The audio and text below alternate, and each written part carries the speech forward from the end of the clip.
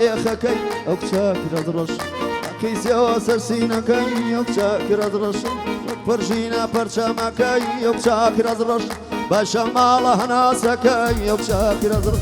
خود زاني من شيتم خاكو خولي سريتم بيرتكم شاورتم أكشاك ردرش من ميواني خموزي أكشاك ردرش من ميوان لروي نرمين ونرمين نرمين ونرمين بنرمانا تشيخ أكشاك خوي قرية بسينا نتشيخ بسينا سفاي كلي خانا تشيخ بوه وزير بارو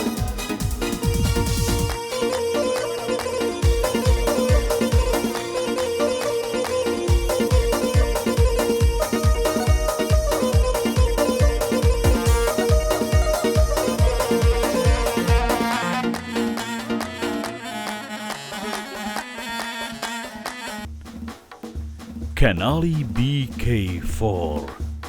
لە خەمی هەمووان کۆکەرەوەی کوردان لە تاراوگا